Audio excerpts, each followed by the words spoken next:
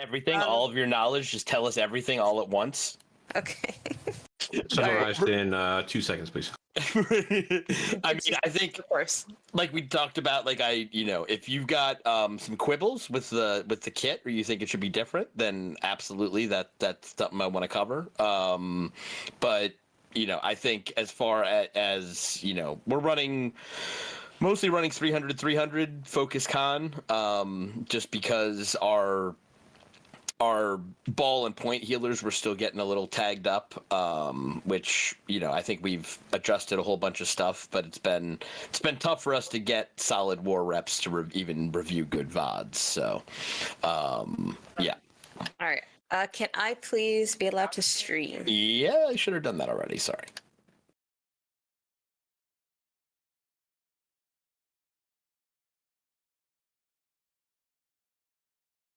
And if you guys hear a voice in the background, it's my fiance.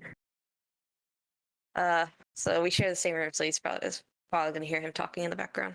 All good. That's all right. You should be able to stream. All right. So my name's Anya. I play on several servers. I think I have like 5 or 4 warring characters right now. I actually do a lot of healer guides, and I help train like lower tier companies or people that want to learn, up to like high mid-tier companies. So this is a document I made in like February. It has healer basics set up, and I'm talking all the way from settings to perks to like everything. There's some stuff in here that might change. We're gonna go over it because I haven't touched it in a little bit, and everything kind of switched. Well, I don't want to say everything, but sometimes what we talk about will end up switching a little bit now that it's season 5. So first steps, key bindings. This one I kind of found on my own, making sure that zoom in and zoom out have keys associated. Is there a way I can make this bigger? By F5? Nope. Oh. I mean, is this too small for y'all? Should I zoom in? You can change the zoom there where it says 100%. There's a drop down with. I believe Yeah. There we go. There you go. Okay, this was all right. All right, so making sure that you zoom in out have keys associated to them. This was back when I knew some people that actually, back when it was scroll wheel healing, right? Zoom out and zoom in was also scroll wheel. So it used to mess people up whenever they had healed people, and they end up zooming in and zooming out. It used to mess with them. So you're supposed to change it out of those keys. Putting on keys you will rarely ever touch, even by accident, and then making sure that they stay on those keys, because the instant you remove them, because my thought used to be like, oh, you would remove, like, don't put anything and zoom out and zoom in. Just zoom out all the way, then remove the key binds, and you should be good. You should never zoom in. You actually zoom in a little doing that. Nowadays, there's a new zoom feature, I guess. I don't know if you guys have seen it. Let me go into... Is it that free? Yeah. Yeah, the free thing. Yeah, Valak showed us basically how to get a lot more, field of view and all that stuff. So yeah. Yeah, I'm sure Valak did that, the one that showed him. Let's see. What else? Unbind RMB to block.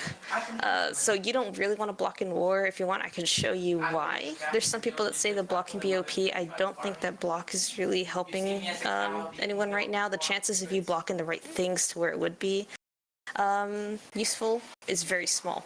So like blocking leaping strike is something like, if you can do it, cool, but it's really hard, to block just that ability, because otherwise it'll end up taking way more stamina than just dodging. So does anyone in here know why we want to unbind block? Otherwise it stops your stamina regeneration. Right. So it stops it. If you roll once and then you block, you won't get your stamina back until like a second or two after you unblock. So considering we're supposed to use the right mouse button to cancel abilities, you probably shouldn't have block on it, because you're going to be using that ability cancel a lot. So you should be doing that. You should try not to roll to cancel an ability. Get into the habit of using the right mouse button. It's easier. You don't have to waste stamina for it. The only ability that you have to dodge out of is clap. Let's see, game. This is just basic settings. I don't know if anyone really needs to, go through this, but camera shake off, ally and enemy color tinting on, healing, targeted healing on unless you're AoE. If you're the AoE healer, you don't need that. Camera follows target off and group mode off, so that you can heal people outside of your group that are low. Video FOV max, FPS 60, because of the glitches with certain abilities if you go past 60. Voice chat to group only. Yep. And then set your receive and microphone volume to 0, and then make sure you disable after wars, because people can hear you. Even if, because then you get out of your group, right? And then the whole open world gets to hear you. And it's going to be like a faint whisper. Barely anyone will be able to actually hear you. Unless they're really, let's say you go into a dungeon and you forgot to turn that thing off. Then from there, accessibility, speech to text on gives your player that you're following around a huge text bubble above their head, so you really can see them in a group. And if you're in group 1, for instance, you have the caller in your group, they will have this huge ass text bubble all the time because they never stop talking, and it's pretty helpful so you know where they're at all the time. For healer attributes, the AoE is 500 focus, 100 con. Main ball 1 through 6 is 35 to 25. Or sorry, 3,500. 350 to 250 con. You can change that up to be 300 if you feel like, hey, my gear is not good.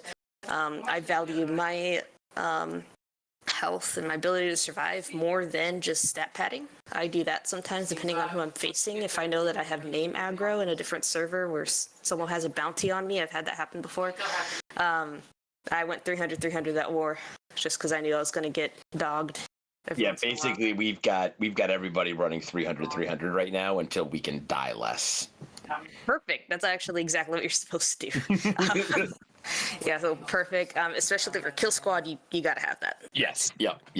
You shouldn't be going anything less. And if you're wide fight, especially wide fight, if you're wide fight healer, you better be going 300.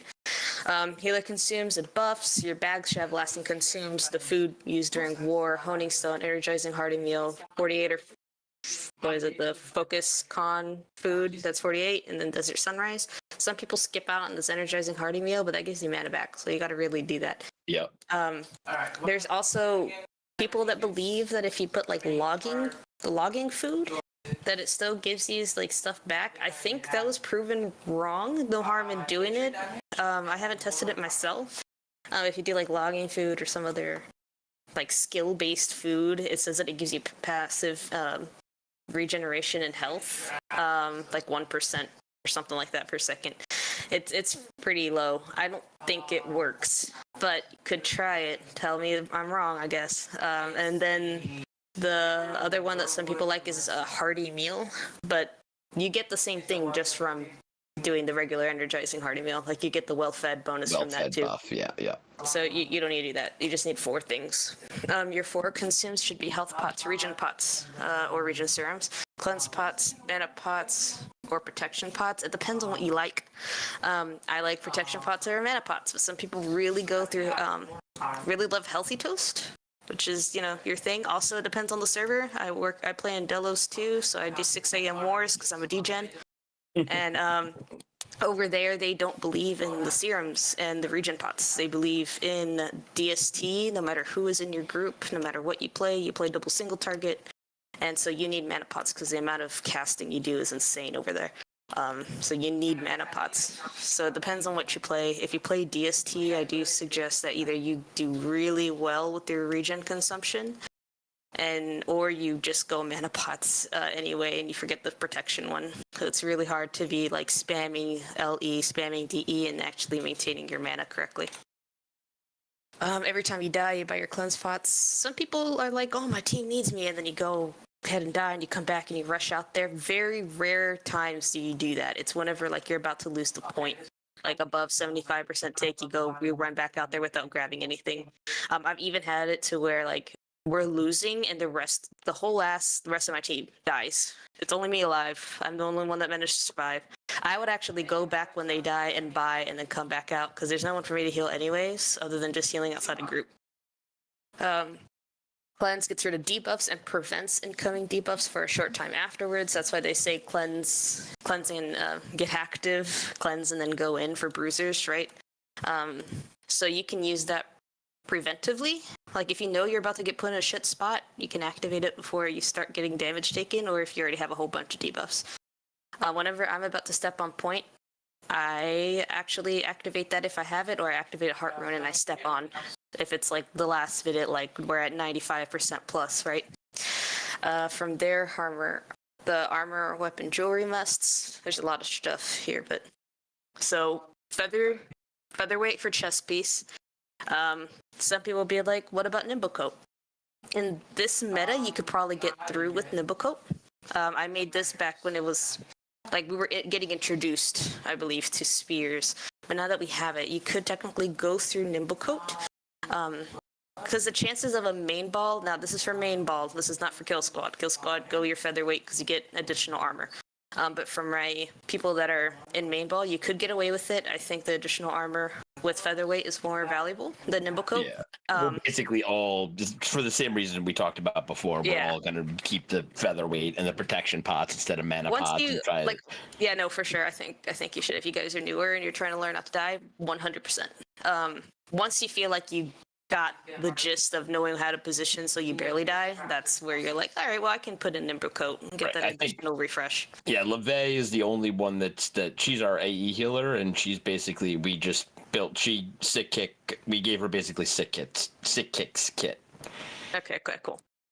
All right, so we have that, heads, gloves, boots. You know that 2 of the 3 need to be heavy. Pants, always lightweight with 3 refreshing total. You do not need 4 refreshing. There's only a 0.3 second difference in casts, so it's not worth it. You get to put another perk in there. The way that works, you put a refreshing on your earring. If you want, I don't always suggest it, especially if you're new, putting a refreshing on your ring instead of purifying heart. But if you feel like you need something to help you live, Purifying Heart is the way to go. It's considered bis. There's just some people that are so good that they don't need that extra protection, so they put a refreshing there, and then they add even more defensive perks on their armor. And Healing Breeze is not something that, okay. No, it's considered stat pad. So the thing is, it's only one person that gets that little extra heal. You don't even get to decide who it is. When you clap, it's just one person. Okay.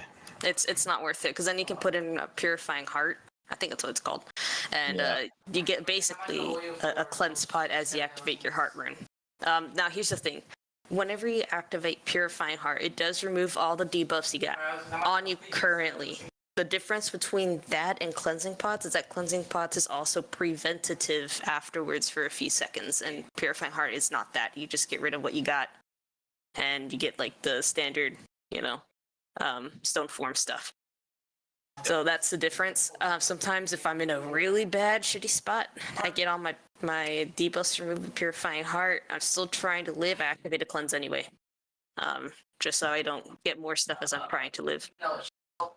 Then I've got Fortify Sacred Ground somewhere, Purifying Purity of Light perk somewhere if you're using Clap. If you're using double single target, you're using the LE perk, Light's Embrace. Depends on who you ask. You could put the speeding one, the accelerating Light's Embrace. However, if the person that you're facing has any Alacriment punishment, that's going to end up hurting them more than it is helping them. Yeah. So I don't like taking that risk. I'd rather just add another defensive perk. Defensive perks are always best. We're all doing DE and Clap for now. Okay, cool. It depends on the role. You could go another way, but let's keep it simple. Lifestaff, Blessed, and Refreshing DE is the must. Then you have 2 perks that you can switch between. There is Purifying Breeze, I believe, that gives you 30% on Clap. So every time you clap, you get an additional 30% of a boost. And there's Refreshing Move. In this meta, Refreshing Move is probably best if you're able to position correctly. If you don't know how to position just yet, you're not going to be autoing as much because you're trying to live play your life a little bit more than the average. That's fine. In that case, Purifying Breeze will probably help you most. Me, for instance, I auto a shit ton, but I do position myself well enough that I don't have to not auto and play my life a lot. I just move around the point as I need be. So I really benefit from Refreshing Move. I get back my cooldown super fast. If I were to use Purifying Breeze, you have to be more cautious with your heals because you do have the full 15 seconds of not having a clap after you use it. With Refreshing Move, you can dumb it down by a lot, like 7 seconds or something, depending on how much you auto, right? So you got two options there: refreshing move, purifying breeze. It doesn't really matter which one you have. It's literally just can you use clap in a way that, you know, makes it useful, and that you're not wasting a clap on one person. That's probably the thing I see the most with new healers. Amulet, stamina, recovery, health, and then your choice of protection. Right now it's thrust. So that one should be what you're going for. It could change later. It used to be slash, now it's thrust. Depends on what you need. Ring, sacred, hardy. Then, like I said, you got two options: purifying heart or refreshing. If you got purifying heart, it helps you survive more. So it's probably my recommendation for y'all right now. Then I kind of explained it that your third refreshing can be on the ring if you really want to. And then, I put ring instead of earring. Whoops. Your third refreshing could be on the earring. Perks are really subjective, but the one that's kind of like everyone agrees that's pretty BIS right now is the fortifying toast. Because every time you hit a regen pot, you get to activate that, and you should be popping them a lot. Yeah, we've got everybody running Fort Toast with the orange regen pots and refreshing toast. Awesome. Past that, we got healer basic tips. Prioritize heals based on lowest health to highest health. If multiple targets are the same health and they're all like same and the same health, you got to pick your highest priority in terms of the target's role. So me as a main ball, that's like groups 2 through 6. It would be bruiser lead or the other bruiser. That would be my top prio. If everyone's the same health and everyone's equally as low, that would be my first. IGVG next, and then usually have like a DPS, quad DPS. It's not even in your comms anyway, so that guy can be your last prio. If you're in group 1, depends on who you ask. Collars, your shot collars should be positioned in such a way that your shot collars should know how to die in such a way that they can see point. It's a thing. If they die correctly, they should be able to see the point and the war from death screen. So that's why I don't put them as top prio to not die. I actually put lead bruiser as the prio for group 1. Past that could be shot caller. Then from there, it'll be the AoE healer. AoEs, if they're good, they're positioned correctly, they rarely ever get hit on. So that's why I put them as third. But the last one would be tank. Tank, they just take a whole bunch of damage anyway. Usually they just sit in clumps, and their shield soaks up most of it. You can switch between the AoE and the tank, switch them out. Put the tank in third, and the last one could be AoE. But I feel like the AoE provides a lot more, so I make them as my third prio. And like I said, like the bruiser lead could be a disruptor lead. So it really just depends on what group you got. Then from here, so Divine Embrace and Clap. So everything is 25-meter range. If you've got Beacon, I don't think Beacon is being used a lot, but some people still have Beacon. The range is way longer. You can afford to actually step from your group farther. Heals cast from the feet to the head. So if you can't see their feet, you can't heal them. That's why, like what it says, like you can't see your target. Shit, yeah. Yeah, it's like, let's say they're on the rocks and sandbags in front of the fort, and you're below the rocks. If you can't see your feet, that's why you end up getting like LOS issues. You can't see in line of sight. If there's like this tiny ass little fence, I forgot where it is. MD? No, not MD. Reekwater? I don't remember where it is. But there's like a little fence that barely even goes to people's waist. And even though you're seeing the rest of their body, they can be right in front of you. Because there's that little bit of a fence, you can't see their feet, you can't heal them. It could really mess with you. But once you know this, you're able to position yourself in a way that you'll be able to heal them, because altitude is a healer's best friend. If you have the higher ground, you can see everything, including their feet. That's like for fort. You can be healing from the rocks in the back if your people are like bottom left. So it's good to know that. Divine Embrace refreshes if under 50. Everyone knows that. You get also less mana taken if it's like a refresh DE. Refreshing DE should be a perk on your staff. Never put it on your armor. You lose a lot of time by doing that. You almost will never have an instant DE refreshed if you put it on your armor. It's got to be on staff. DE is for a single target, is meant to save lives. That is the one you use if someone is like about to die. You don't do clap. I had a lot of people that would do clap, and it's because clap is a faster cooldown, right? Not faster cooldown, faster cast time, and I get it. But then you end up doing clap for one person, and you use a DE anyway to save them because it won't be enough, and now you got nothing for everyone else for like a few seconds. And people can die like that. If you feel like your DE should have refreshed, but it didn't, keep spamming it anyway. There is a current visual bug that makes it look like DE is on cooldown when it really isn't. If your target was healed by a DE bounce from another healer, that's, I don't know if you look at the life staff tree, it says that if you heal someone below 50, someone in the next 8 meters is also healed. If your person that you're trying to heal was healed from a bounce like that, there's a chance your heal won't go through due to a bug. So it'd be like a second or two that you can't even heal them. GG Amazon. It sucks. And it can be also just for plain DE as well. If someone DEs your person, now you can't DE them. So it's a bug that really sucks. I think that has caused a lot of deaths for me. Clap. I live by this rule. Clap is best for 2 or more people at 2/3 health or less, or if you anticipate your group taking high damage, like they're in a clump, and you need to dodge out of it. 2 or more people. If you follow that rule, you always have valuable claps. I believe in valuable claps. I don't think you should just be spamming them at willy-nilly. 2 or more people that are about to take a lot of damage, or they're already like with damage taken. You don't have to be strict to it to 2/3 if it looks like they're like at 75, right? But they're like in a dangerous spot. You can see them.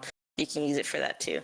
Those are called preventative claps. Whenever you use them when you anticipate high damage, not all of them will be super valuable. You can't, like, you're not a god, right? You're not going to be able to be like, oh, it looks like they're taking damage and clap, and it turns out they're fine. Like, it's fine. It's okay. I just have to auto to get it back. Fortify Sacred Ground is not a regular heal. I have to specify that a lot with my newer healers. It's not a regular heal. That will not save someone. DE will save someone. Fortify Sacred Ground is meant to give your team space and a safe area to play in. It can be canceled with the right mouse button. It's a little hard to do that now in Season 5. They changed the cast time for Fortify Sacred Ground. They changed it to where it just casts super fast. Like, it's really hard to cancel it now. I don't even think it's possible. You have to, like, know ahead of time that you got to cancel it. It's got to be intentional. There's issues now that's not on this document. If your person is out of reach, your Fortify Sacred Ground will still go off. And it will be used, and it will not pop up. You will have it on cooldown. And it sucks. I've had that happen in war. I'm so used to there being a safeguard. Like, whenever you try to cast an ability and they're out of range, it doesn't let you cast it. Yep. I'm used to that. I got it. Yeah, I'm hard used to that. Yep. And now I'm over here casting Fortify Sacred Ground. It turns out it's red, and you don't have you don't have a fast enough reaction time. It's even worse, and I don't know. You probably don't play a lot of open world anymore, but it's like, yeah, trying to chase people down in races, and like you depend on that, and that's just not a thing now. Yeah, no, it's really annoying. But you have to just be so mindful of your 25 meters. Like, you just have to. There's nothing that you can do otherwise. Because if you just act, and I think that DE actually still has that safeguard. It's just the Fortify Sacred Ground and possibly the LE that don't have it. From there, reposts on Rapier. Oh boy, a lot of people will use this as their first ability in a tough situation. If they're being dogged hard, it can work because no matter what, they're going to probably activate it. But if it's like one person, the chances of you getting that off are really low because they'll just wait it out. So you're supposed to use it in reaction to an ability. You use it as someone is about to hit you. Using it incorrectly means you're sitting duck. They'll call their team to surround you and you're screwed. You would have to use evade to get it out, or to get out of it.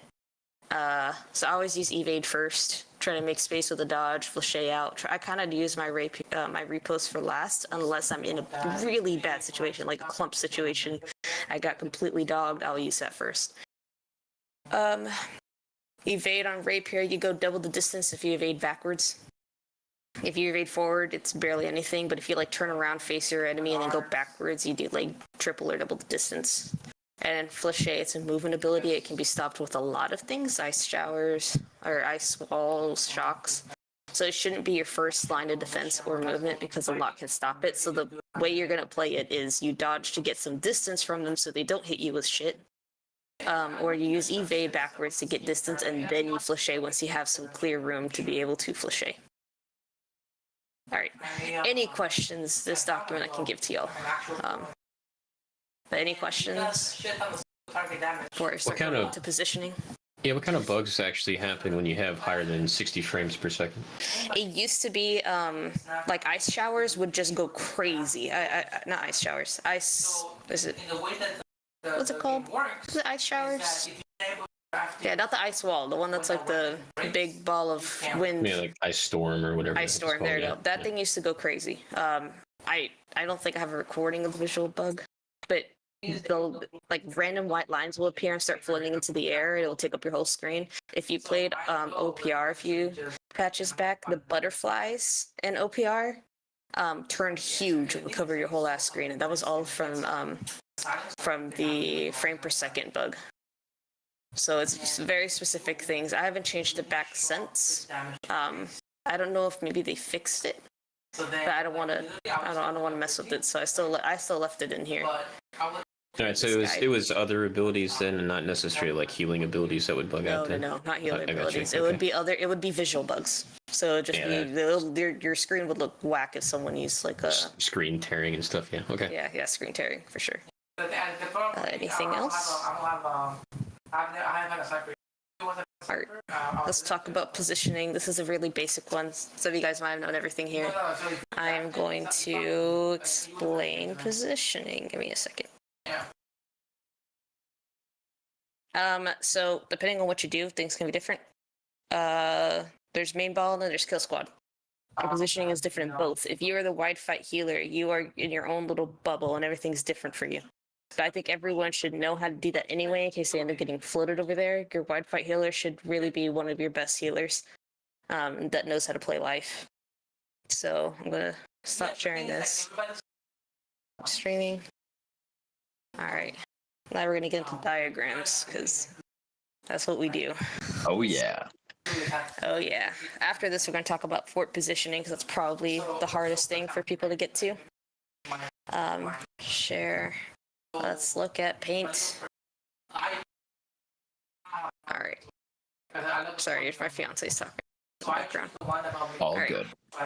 Here's your point. We're going to go ahead and switch over, and I'm going to do the road. Road is this. This. Nope. All right, and then we're going to do. Blah, blah, blah. Okay, let's see. Okay. B. All of that. All right. We're gonna have to do something else. All right, I'm gonna put in your quads. All right, now we can go back to the. Hey, babe, can you talk a little lower? Just a little bit. Thank you. Okay. So we all know this is top quad, bottom quad, bottom quad. If your people are playing, like the way positioning works, I call it the pizza method. You vision your point like a pizza, 4 slices for whatever reason. You as a healer shouldn't be on point too much. There's some times where you can be on point if it's free, you see free space, go ahead, try it. But otherwise you play in what's called the crest. The crest is an area around point that's close to point, not too far out. Do it like this. You play in there. And it depends on what you see around you is how you move around your crest. So I'm going to use some diagrams here.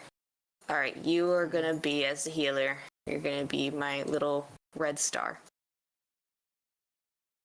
Then we're going to use this pentagon. Dark green. These are your bad guys. All right. So let's say you're over here healing, right? You're over here. Your group is actually top part. You're healing them from down here, maybe from our road. And you're healing up to like them being on the top right. You can stay here as long as you want, as long as you're not getting contested. You can play right here. You can play a little further out from the point. You can play a little, and if they're in bottom quad, you don't have to even be that close. You can play down here. We're gonna imagine you're playing right here. Now you're a bad guy. Here he comes. He's gonna walk around you, right? He's gonna come this way. He's trying to get into your back line, or he's just coming straight from A. He's going straight to your back line. What you should respond, what you should do, it's gonna probably mess it up. You're gonna go around the point in order to offset that. You kind of playing like duck goose with these things. You don't actually want them to hit you. You're gonna go around this point. Even if they now go into your quad, you're gonna then come over here. The whole point, and this is what healers need to understand, the whole point is your playing field. You do not need to just be in your road. You don't. If they're coming into your road, you come up here. If they're coming from the other side, another instance that always happens. I'll say always, but it does happen. Let's say you're now being pushed from both sides. You're getting sandwiched, basically. So there's someone coming in from this side. There's someone coming in from this side. What do? You're getting sandwiched. You don't know what to do. You can go in through here, right? Like you can go in and try to evade them and go past here. You can do multiple things. You could try to evade them. Go over here. Go in basically through them, and hopefully you live. What you can do is you actually go forward, tiptoe the point just a little bit. Disruptors and spears won't follow you to point. You can kind of cut their point just through the edge of it and up at a different quad. Back when there wasn't such a clumpy meta, you could actually go straight through it and land in a different place. I used to recommend that. I don't recommend that anymore. There's usually like 4 groups on quad at minimum, usually like closer to 6. So I don't want you to go through that many people. But what I do suggest is tiptoeing that side, coming out here. Tiptoeing that side, coming out here, if you're getting sandwiched. Like I said, if you end up starting down here and they're coming at you from an angle, you're going to be herded up here, and that's okay. There shouldn't be anything in this quad. Same down here. If you're getting pushed the other way, you can come around here, land up here. You want to avoid them. Positioning is all about revolving around this point and finding spaces to play. Sometimes you end up finding it's in their road with their healers, and that's okay as long as you can live. The only thing you have to be mindful of is dead points. What I call like dead healing. Just because it can be hard, really hard to heal from a quad that's too far away from where your group is playing. If you're a group, I'm going to make them a triangle here. Let's say your group is positioned up here. They're right there. The hardest place for you to heal them, the place that you're going to be tempted to heal them from, right, first off, is going to be the bottom left. You're going to be down here. So you're going to be down here, you're going to be playing, let's say this pentagon comes in. This guy comes in this way. Boom, boom, boom, boom. He's coming at you. This guy's not here. This guy's not here. Put him over here. Let's say he's coming at you. You as your little star, you're going to be like, oh shit, I got to run this way. The whole time you need to be telling your team that you cannot heal or that you're repositioning. Because now it's going to be hard to keep your 25 meters between this side, like way over here and bottom right, to top left. So, just FYI, this is going to be hard. So the best place to actually go is up here. You are now closer to your group in terms of healing, like being all the way down here diagonally. Because the chances of you getting backed up, like playing down here, is going to be high, and they're now going to have to fall back and not keep their presence at the top. So I'm going to put my little star back and show you dead zones. If you're playing down here, let's say you're playing down here, your team is up here. Your dead zone that you try not to heal from, or that can be a little hard, is down here, this quad. You can heal from here. You can heal from here. This quad is going to be hard to heal from. The only way you can heal from that quad is if you actually get inside that crust and you get kind of close to the point. You're going to have to be playing right there in order to heal this distance. You can do that. If you end up finding that this quad's really dangerous and that quad's really dangerous, you got to do what you got to do. Just know that distance, your team should definitely know where you're healing from. Because look, this right here, what's in the middle of the point? The flag. That thing can line of sight you. That's also an issue with playing diagonally from your group. So you try not to stay here. You try to live in either the one that's on top, like on below them, or the one that's like a gets parallel to them. This is all assuming that they're top quad. If they're bottom quad, it can look a little different. If they're down here, it's easier usually for healers. They can play like over here, right? They're playing down here. They can play from over here. They can play from up here. That means your dead spot is going to be up here. That's going to be your dead. You'd have to play where this triangle is. Like, you would have to be close to the point in order to heal all the way over here sometimes. Yes. So those are considered dead spaces or dead quads for me. That's what I call them. It's really hard to heal from someone that's diagonal to you. And then, like I said, the whole point of positioning, like literally all you're doing as a healer in main ball. We're doing main ball right now. If someone comes to you from here, you go around the point, you come this way. Like, it's all about just playing point. You're doing this the whole time you're warring. That's how you stay alive. Anyone got questions on positioning? For main ball, specifically. Hopefully this made sense. I had people tell me that it does, and that I should probably do like a video of some sort, so I can put it in people's. No, it definitely makes sense, and I think positioning that way, like rotating like that, is definitely not something that we had, set up as I like the way you're explaining it. So, just tiptoeing the crust of the point. Is that the thing is, I think someone else had a video. I forgot where the video is. I should probably get it. That basically showed a different crust that's out here. And basically, if you're like past that point, it's a point of no return. You are not healing. You are considered a dead healer. If you're that far. Is this for both attacking and defending? Yeah, it can play for both. Gotcha. For defending, it can be pretty. It's way easier defending. First off, it's way easier. Because at one point, hopefully you guys win. They push up. You can now step on point and just chill over here until you get pushed back down, in which case you go back right. But yeah, the defending is pretty much the same as attacking. Defending, you have way easier time from what I've seen. So yeah. Other stuff to keep in mind. Actually, any other questions before I keep going? Does anyone not understand the diagram too much?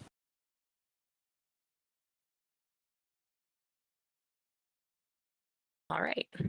I'm going to clean this thing up because there's a lot of, I'm just going to delete everything. How do I do this? I'm just going to put erase. This is too long. What the heck? So like double click the eraser work? How the heck do I erase everything? You can just create a new file. Yeah, So I think so. with the square and then Open new, I guess. Don't say. There you go. Y'all see the new one? Yeah. Awesome. All right, I'm going to show you an instance of whenever you lose B point. Where do you go and see? And some people mess this up, and it gets a little hard. Let's say you got B point over here. You got C point over here. All right. If we follow the diagram that I just said, you're going to end up seeing that, hey, you guys are getting pushed to one side. You guys are now dying. Your pizza crust looks like that. Like you're kind of playing around point. You guys are about to lose point. Healers can definitely step to try to save their point. They can. If you're good at surviving and you got cooldowns for your heart rune, you got cooldowns for your cleanse, and you just want to give a last-ditch effort, you can try it. For higher tier wars, you'll see that more often. I don't really suggest it for you guys just yet, because I don't want your healers to die, and then everyone rushes to C, and now you don't have a healer for your group, and they're about to start C rampage. That would suck. So what's going to happen? Oh, I'm going to choose a different color. Alright. This is B. You guys just got taken. Everyone's going to C. Your group, like your army as a defender, so I'm going to put a D, as defending, you're going to be coming this way. There's usually a bond here somewhere. This looks really weird, but it's supposed to be fire. So that's a bond. Your healers, because you are defending, there is nothing going on this side for you to be worried about. What do I mean? If you're healing from B, you have to be worried about people coming from A, and if C is taking, you got to be worried about people coming from C. Once you're at C and a side point, there shouldn't be anyone technically coming from this area. Your healers should now be positioned over here. As your red army, I'm going to make it start coming over here. Your healers can start positioning from that side of point. At one point, the enemy army will start doing this. That's where it might be a little more difficult to heal from, like up here, which is okay.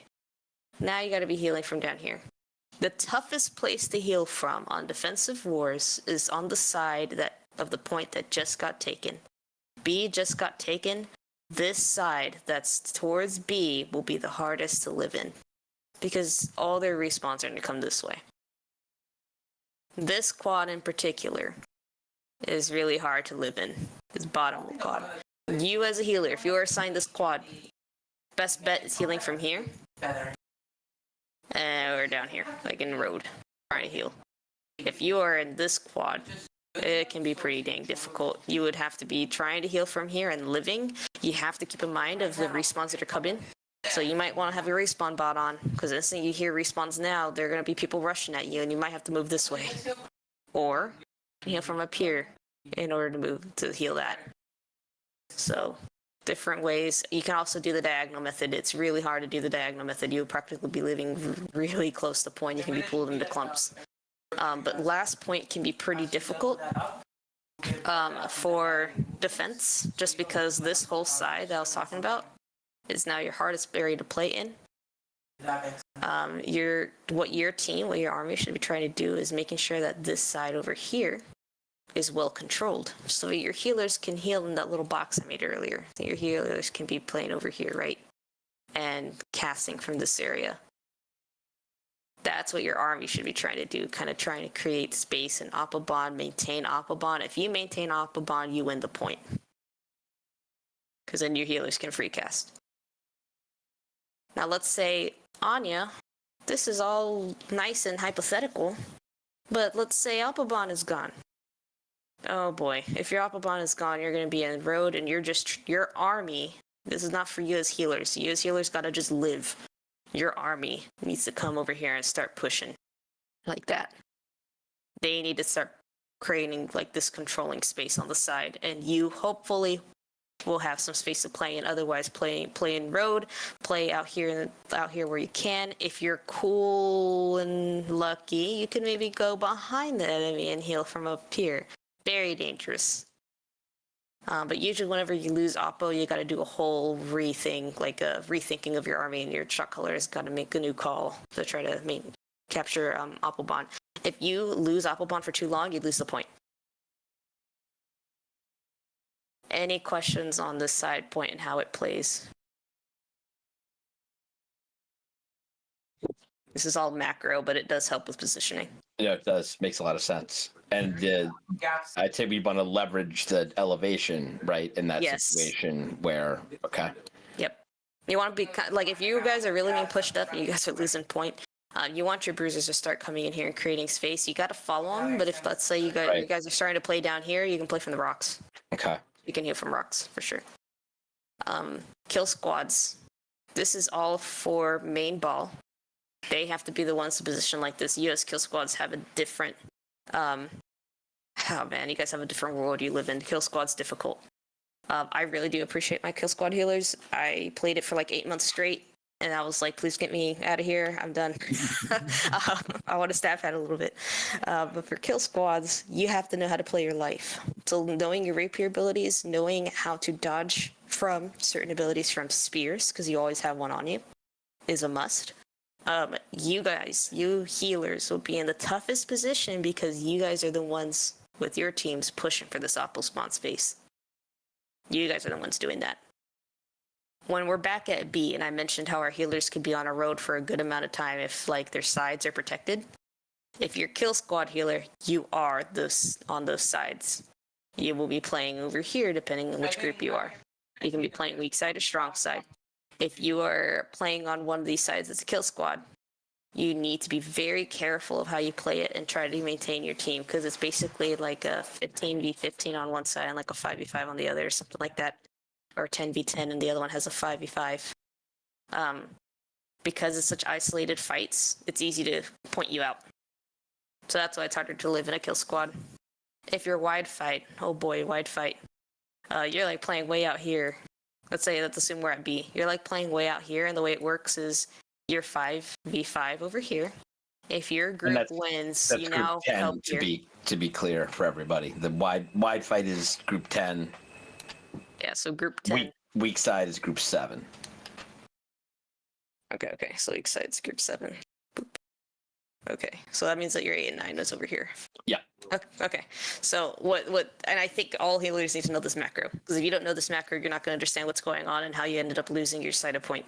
If you're group 10, 5v5, okay, it's literally a 5v5. Your best healer, in my opinion, needs to be in group 10, because the amount of shit they're going to encounter is insane.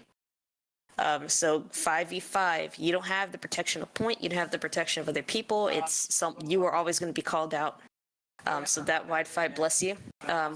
Wide fight healer, I give you, I pray for you guys a lot. So let's say you lose it.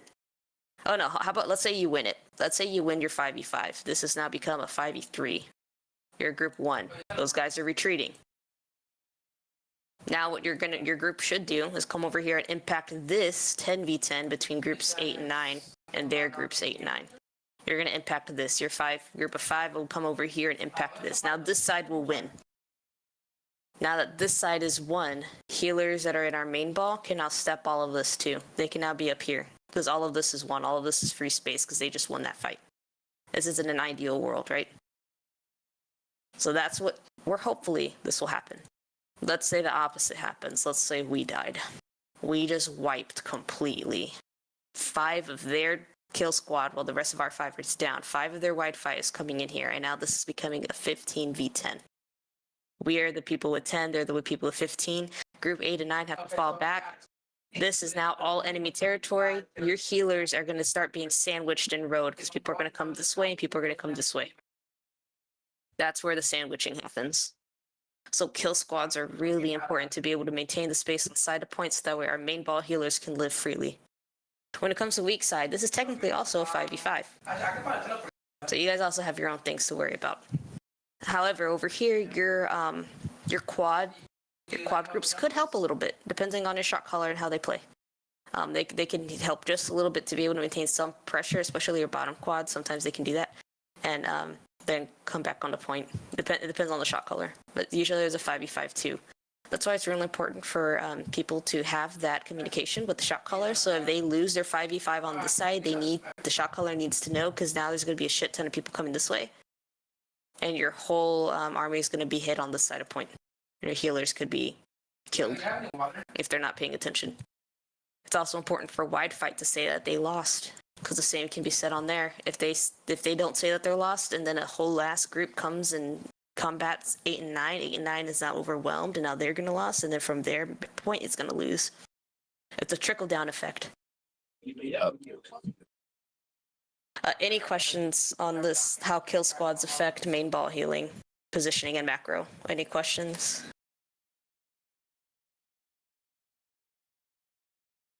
No. Guessing not. I think that was really clear. All right. I think positioning is probably the most important thing for healers, because from there you get to do, like, we can, talk about the micro. This is point phase. Everything that I'm explaining that could happen on C, if the last point is A, you can just, mirror that. It's the exact same thing on A. Oppo control is really important for side points. If you're attacking, you just imagine you're the attacker. Your people want get the space, right? You guys want that space. You're fighting for it. Healers will be playing in road and then possibly over here because it's a little easier to play on attack on Bond's side. Everything's mirrored. Okay. Last thing I want to talk about is support phase. Positioning and stuff. If you want micros, you really need to do VOD reviews. Yeah. That's where the micro and like how to survive, how to play really comes in. It's kind of hard to speak through micro without examples. Right. Which is why I believe in VOD reviewing as groups. Like everyone VOD reviews at the same time as healers. It's really helpful to watch other people's VODs, and it's as long as you're okay with showing other people your mistakes. I think it could really help. Like, I would sit in for a whole bunch of healer VOD reviews and just watch other people and learn from their mistakes, and people can learn from mine. Like, I don't mind doing that. If you're okay with doing it, I really suggest like group VOD reviews. And if you're not okay with it, that's fine, but you should be doing VOD reviews. Let me clear this one out. Actually, I don't need to clear this one out. Hold up. Don't save. I'm gonna show a diagram I have. Where is it? Port phase. I saved it somewhere in here. Okay, here we go. Here's screen. Here we go. This is already pre-made. I didn't want to bother with making it again. Okay. Hopefully my drawing is not too crude. Are you guys able to see my cursor? Yep. Awesome. Okay. All right. This is attacking at fort phase. It can be for attacking or it can be for defense. It's fine either way. I'm going to explain the purple path first. This is going in through A or going in through C. Whenever you go in through these side gates, you want to pop a cleanse. Pop what you got. Pop a regen and cleanse. Those are probably the top 2. If you want, you can pop a fire pot. And you stick to the sides of gate. Like you stick to a side. There's 2 places for you to go. You can go right or you can go left. If you go towards the shop, you got to jump up there. Don't just run all the way to the stairs and then come up the shop. Like now you're going to come over here, you're going to jump, you're going to sit on this shop, and you're going to heal towards your dirt, towards this space on the floor here. So caveats, right? Things that can end up ruining healing from your shop. If you guys are assigned to destroy shops, go for it. If you are not designed, you are not meant to destroy shops, it's okay, you can heal from there. However, if you guys are pushing in, or you guys have pushed in and you decide to go heal from a shop, please remember that respawns happen there. People will start spawning around you and then you're screwed. I have done it. This is kind of, if you have the respawn bot in your ear, what you can do is you can heal from shops, and when they say respawns now, you actually back up into the shop. Like, I kid you not, you back up into it, they respawn in front of you. A lot of times they jump off and they go out in the middle, they go out and fight. You have to be able to do that, though. From here, you can do the orange. This is the orange. The orange lines are the standard rotation for around point. I don't want to get to that yet. This is if you're healing from shops. If you're going the other way, you're not going to your right, you're going to your left. You're going to hug this wall. You're going to come up these stairs. There's a horn up here. You can play where the horn is at and then heal towards dirt. You can play from the dummies, heal towards dirt. You can go up to stage and kind of heal towards dirt at the top of the stairs. This one's a lot more dangerous. Again, there's a respawn up here. There's also whatever group is at D, so that can also be dangerous. Point is for you to get to a space that's good for you to heal from. And then you heal in towards dirt. Your group will first start clearing people at dirt, and then from there they're going to move to point. Once your group is at point, is where you start this orange rotation. So you're basically going up to B heaven, down to stage, up to B heaven, down to stage, or you can do jumping between these 2 orange dots underneath the banners at B gate. It depends on what you want to do. I like doing the in between these 2, but sometimes I go up to B heaven. What's important for your army to tell your shot caller and for your shot caller to relate to the rest of the army is whenever we have control of B heaven. That's like on top of B gate, basically. Because then you can heal up here and heal towards the point. Like you can heal pretty much to the top, kind of like where the top of the point is. You can heal towards there. That's what the blue is for. Like if you're healing from B heaven, you can even heal smack in the middle. I don't know why I did it so far to the side. But if you're healing from B heaven, you can go almost completely across to hell. It's right on the edge of hell. Is the most advantageous position for a healer to be. Yes. That's why it's so important that your army knows whenever we have control of that. That's why it's so important to get control of that. Because not only can your healers cast all the way practically to hell, it's also for your casters and your bows. That's what I was thinking. Now, if that's advantageous for us to get B heaven, it's also advantageous for them to get B heaven. So if they have B heaven control, you should not be healing from hell. Do not go to hell. If we don't have they have heaven, you don't go to hell, basically. You don't go down here, because if they have B heaven, they're going to be casting down here. It's going to be rough. If they have B heaven control, the thing for kill squads, not just to kill healers and shit. There's going to be set groups probably that are going to be here, and they're going to be trying to get B heaven. That's their goal, you know. Yeah. Yep. So you have to be just keep your ears open, and hopefully you guys have good communication as an army. I really hope that, because then that helps you so much. Let's say you don't have Beheaven control. It's going to be hard to heal from over here because there's going to be people casting on you. Dirt is really hard to heal from. You stand out like a sore thumb. You can't like healing like over here past like these stairs can be really hard. You can heal from once your group is established here in the like the main point. You can actually heal from the B gate if it's free. A lot of people heal from B gate. You can also heal underneath the banners at B gate, which is these little orange spots. One thing Sick Kick said is that he'll sometimes play along the stairs that are like going up the stage and kind of drop off the edge because it gives people like they have to run around like to get you again. So like that's why I have this little orange one. Gotcha. Yep. So stage, you go up here, you can jump down. You can actually do a loop like this if you want to. Yeah, exactly. Yep. You can do a loop. This is like the big loop. Some people do like this whole thing. I actually like doing this whole, I actually do this loop. I go up to Beheaven, I drop down, I heal here, I then move here, I go up to Beheaven. I like doing this loop. Some people do the whole big ass loop. Some people just do the little loop here. There's a little cart that's happening right here. Like a cart. That's a good one to jump up on and heal from. There's a little box here that I drew that you can jump up on and heal from. The point is to not be in this open space because then you really do get called out. Like you're so obvious. Some little tips and tricks.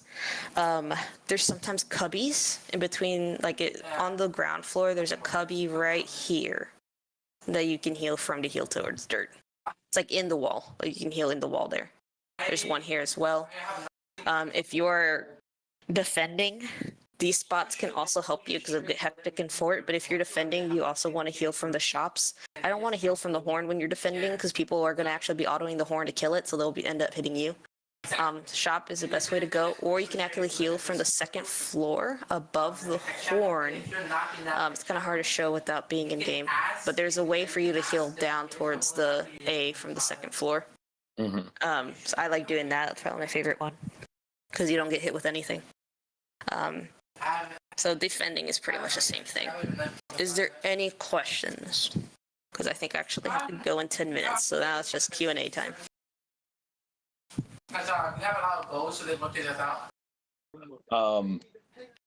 I get this may be more of a macro question, but like, so kill squads, when we go into the fort stage, the kill squad role is to take D, we're going to position D and E in the back.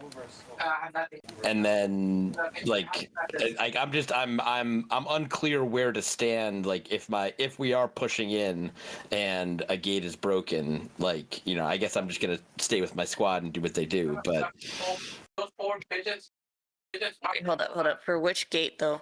Are you saying like once you go in, what do you do? Exactly. Okay, so you're gonna follow these. You have to stick with their squad. So if they're playing in dirt, you kind of got to do the loop in here. You got to go around. You got to play in here. I've just got to wherever we end up positioning, just basically take over that loop in that little area. Yes. Okay. Yep.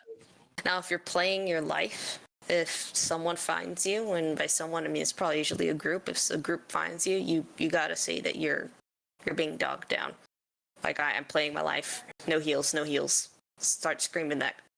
Because now your team won't have any heals, and I think fort is probably the hardest out of war. If you're attacking, if you're defending, it's the easiest. But if you're attacking, it's definitely the hardest. Stuff to keep in mind when you push in. When your group pushes in, you don't push in. You don't go in with them immediately, because they're going to immediately start a clump like right here, and you can die in it. So they push in, you wait for a few seconds for them to really push in, like enough for you to go in freely. When the thing is, if they have people on top of the gate and they drop down on y'all, you have to go in at that point. You do not stay outside, because then they did their job. Let's imagine that you're down here at B gate where my cursor is. You're healing in here, right? Like but you're outside the gate. You're not in the choke. You're like out here. They can drop down on you as your people are pushing in. You do not then run backwards towards the flag. You run in. You activate what you need to, and you run in and then start your loop. Sometimes your trigger to start the loop is because people literally jump down onto your. Yep. So if you can like put off on actually going in because no one's contesting you, and your group is playing in dirt, so maybe the best thing for you is to stay here. Cool, stay there. The instant someone drops is when you have to actually come in and start your loop. If your people are pushing in fully, like they won, even though you're still playing out, like healing from out here and they won, and they start pushing in, then you have to go in and start your loop around this point. Different triggering events. At least this part we can practice the shit out of an open world. Yep. Any other questions for Fort? It's best to look at VOD reviews so you can actually look at what's around you and see where you could have stood in order to avoid your deaths. I think side points are easy. Oh, backstage. If you are a backdoor gamer and you guys are coming in through the back, that's difficult. I admit that can be kind of hard. Because you have one little corridor and then you have stage. So where do you go? First off, you need clap and only clap. I know some DST healers, and I'm like, no, because the amount of times that you're going to have LOS is really high. So they push in. They should try to stay in the door, like in the mouth here, so that way you can heal from outside port for just a little bit. At one point, they will notice that you're still out there.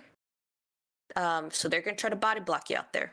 You hit your cleanse, you hit your regen. You actually should ask for a VGIG to support you. Someone should support you. Get them off of you as you run in.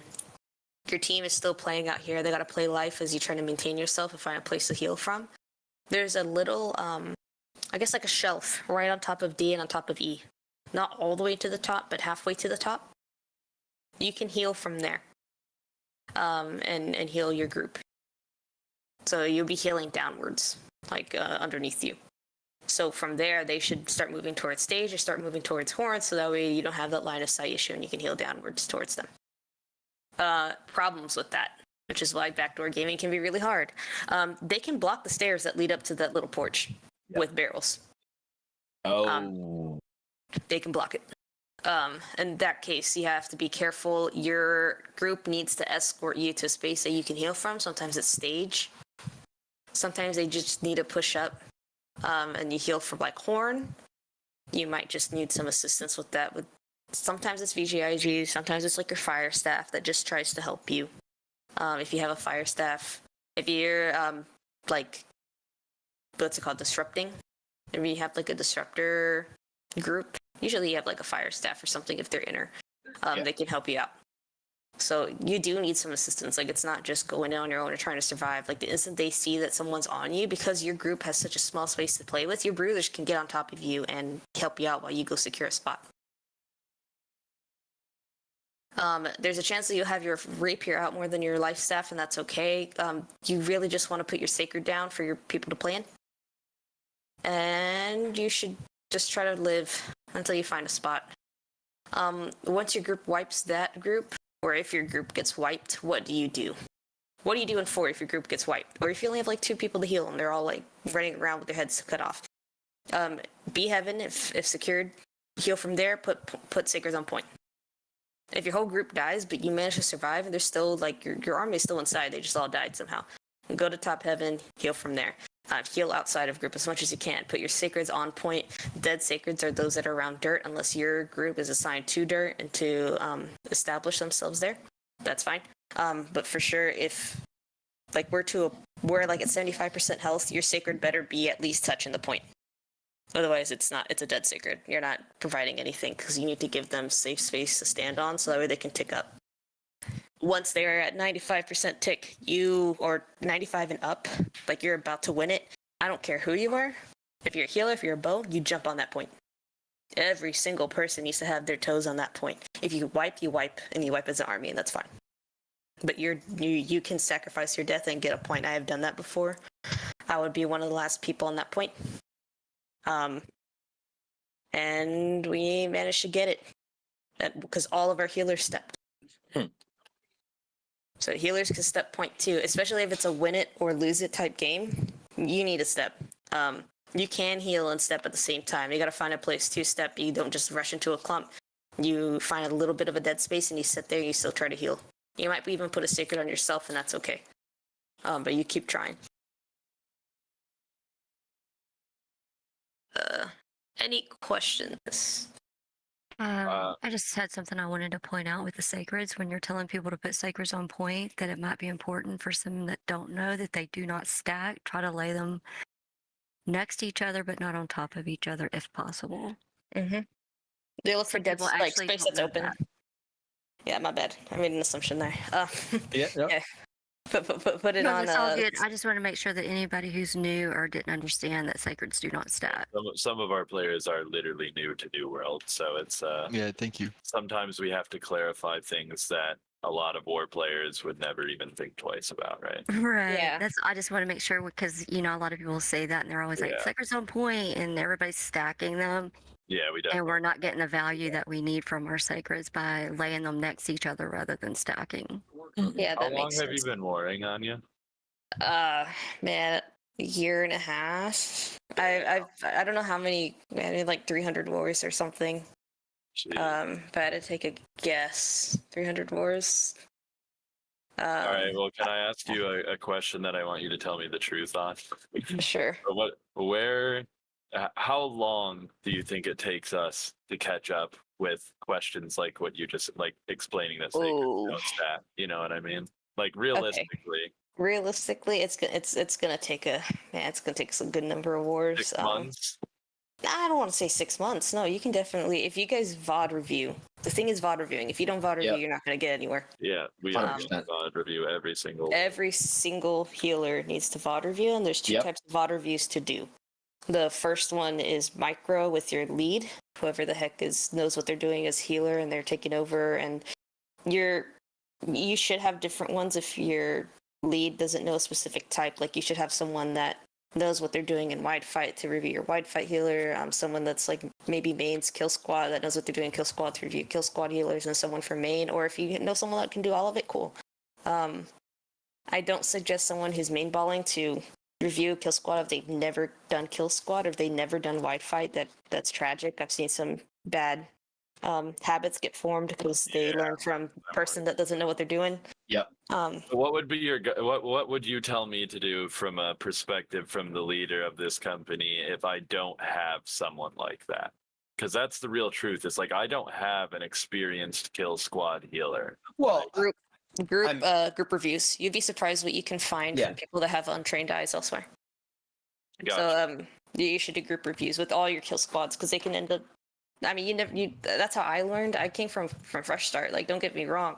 I was not, and I still don't consider myself a legacy player, but I started in Fresh Start, and I did what I could, and then I reached out to bigger companies, and they were like, "Oh, like actually, you're not doing so bad. Let's help you fix this." And then from there, I started to get to know people and started advancing my healing career. But it's where actually we're started at, with is just group. making the connections with people like you and people like other people who can show us the right way. Because one of my biggest fears is having class leads giving VOD reviews when they don't actually know what the fuck they're talking about. And now we're just like coaching people to do the wrong thing. That is like one of my biggest fears. That Yeah. I'd rather you just tell someone I don't know what 100%. they're talking about than to coach them the wrong way. And so I've been really careful about letting people coach unless I know that, they know what they're talking about.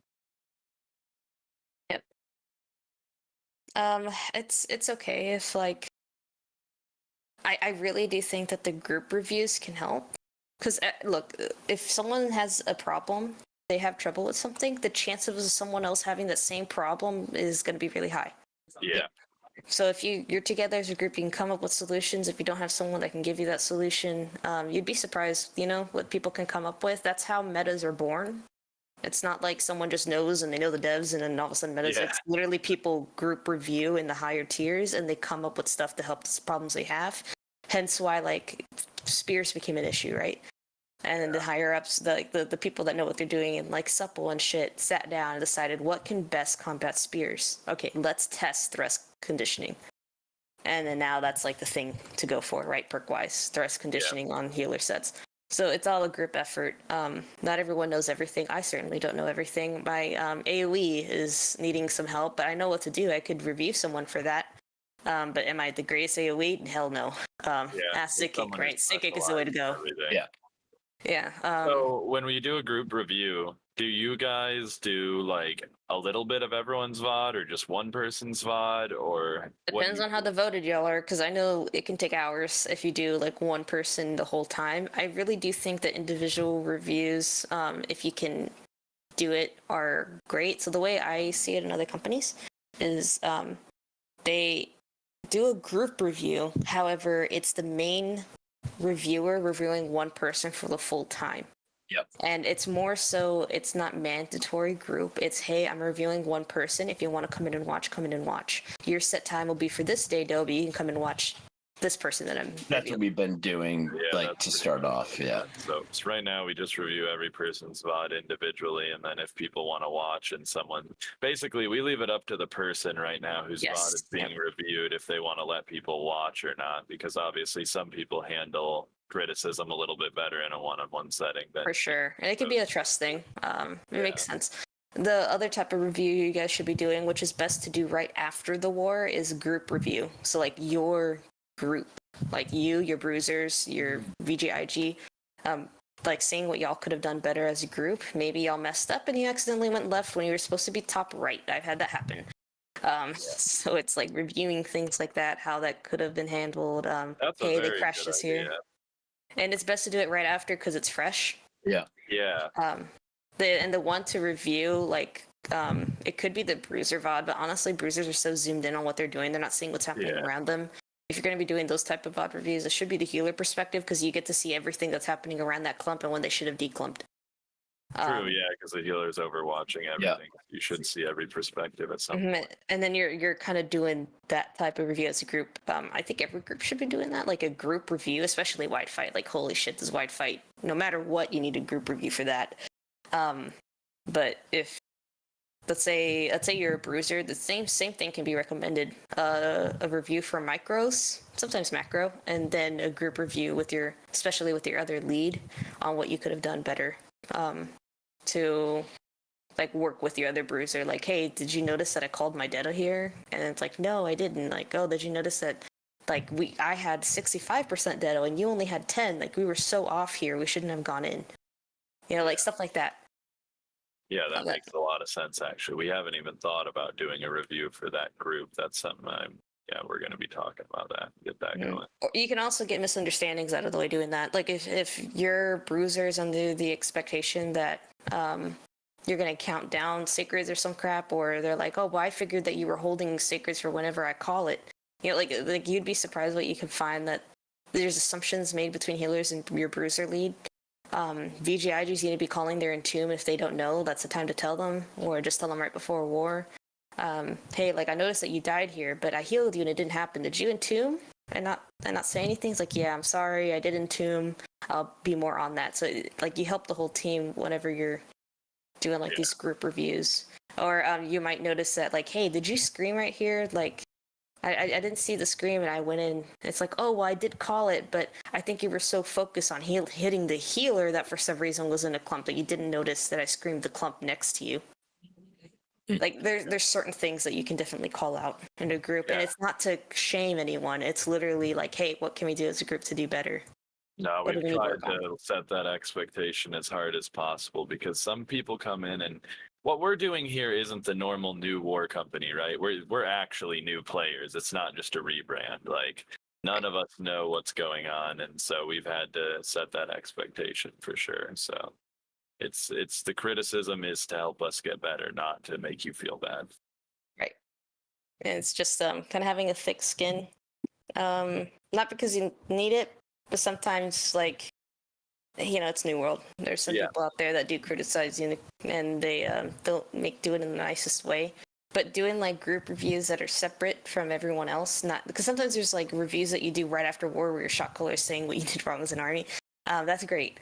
But if you are kind of sitting on your own with your friends that may not be in your group and criticizing your group, that's just toxic. Like go sit with your group and actually learn with them. That's fact. Everyone should be. You're just talking shit. Exactly. Yeah, like don't talk shit. That's literally what can lead to toxic companies that end up having cliques, and then you're not trying to improve together, and it can really harm everyone. No, and setting your pride aside, and maybe you don't know everything, and maybe this bruiser has a good idea about how you should do this, or this healer has a good idea of how you should do that. Just being open-minded, and that's what I learned. I was pretty stuck in my ways until I got out of Fresh Start, because I started in Isabella. But at the time, there was no one in Isabella that knew how to heal, so I was considered one of the lead people. And then I went to LD, and they were like, "Oh my gosh, you're doing everything wrong." And I was like, "What?" But it works. But it works, and they're like, "Yeah, because your company and like that." Because you're fighting Fresh Start server. Yeah, exactly. Yeah, that's kind of the same wake. Yeah. Are you still playing Isabella? I am, but my main's no longer there. I definitely consider myself an East player because it's been months since I've been over here. Gotcha. Who do you play in Isabella? Man, DHG. I was head up bumpers, but I decided to leave that. That was some other crap going on there, but yeah. I kind of recently moved that character here, so Someone just invited me to play in more on pumpers. Should I not do that? You can. You can. I used to be a healer reviewer. I'm not going to go into the specifics. I probably hit my guts, but I couldn't handle that company, so I left. Gotcha. Well, but it's up to you. If you want, it's up to you. I'm not gonna. If you need reps, you go reps. You know. That's my thing. Right now, I'm just fucking hungry. Rep starved. Like, exactly. Mhm. There's also DHG. That's the one that I joined, but admittedly, they are on a lower tier. So. I don't care what tier they are. To be honest, I just want to. I'm leveling a character there, so I have a while. I would probably go pumpers then. But I would probably go pumpers. Okay. But yeah.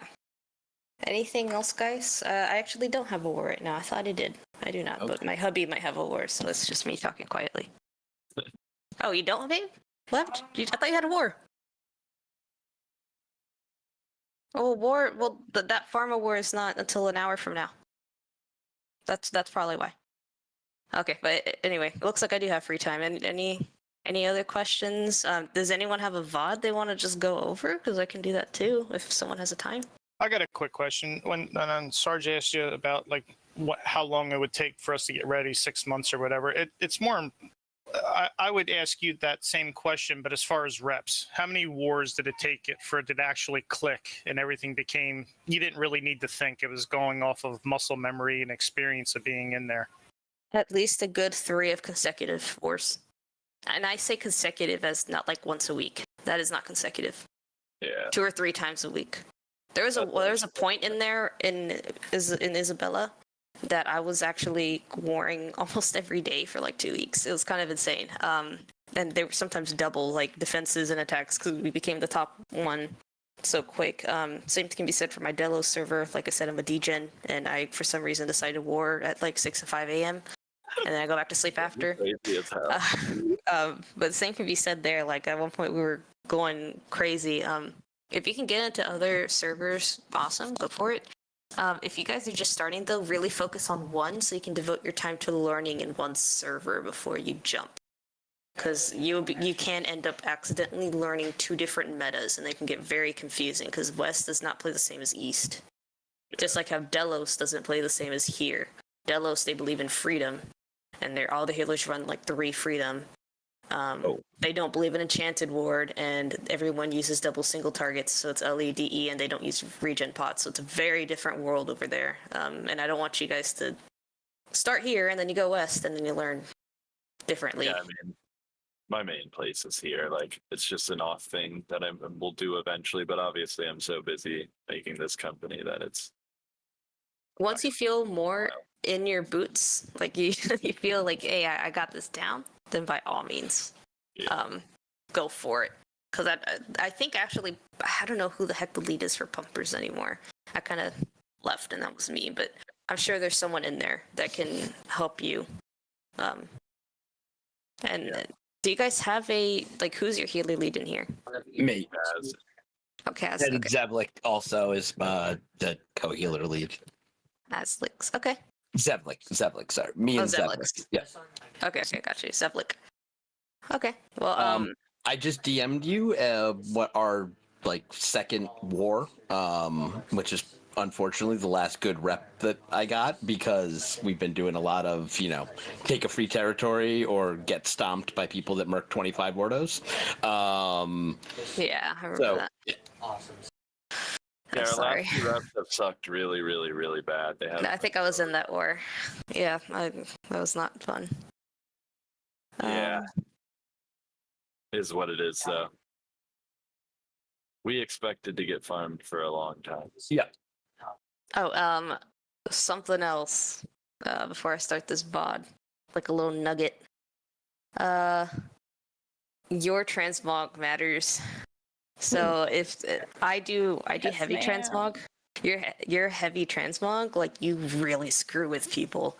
And if you do heavy transmog with the spear transmog life staff, I've been thinking about it. All right, I'm gonna do it. Fuck it. People run from you, We've so it's talked really about helpful. this many times. I've talked about it If as you a mean fucking then meme, but we will actually we will try to push people for it for more at least. I definitely thought you meant like being able to spot people in your group or like more things like No. that. So never mind. I was gonna say, oh wow.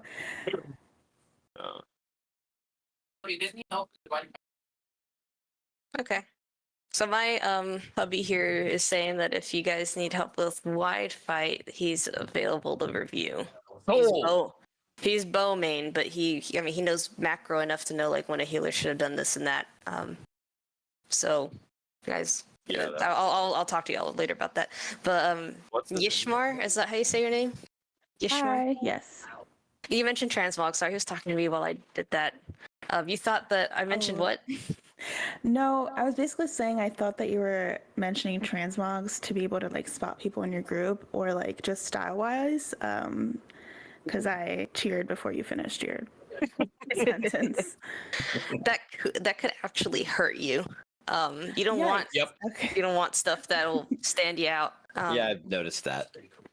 Look, I've talked about it as a joke with people because I know it will probably never happen. But if you could somehow get your army to all have the exact same transmog, it will screw people. Like, God, I can't even imagine. That'd be so funny. All right, everybody, put your army uniform on. I'm so down for that shit. Yeah, I would love that actually. Yeah. But yeah, the transmog, the spear transmog, and especially since now spear rapier is a thing. Mm-hmm. If you have that, it looks exactly like a spear. That's like, a good point. So I've had people run from me. I've had people like I just run past them, and as long as I have my rapier out, my spear doesn't glow, so they like run. They ignore me because it's not like I'm doing anything.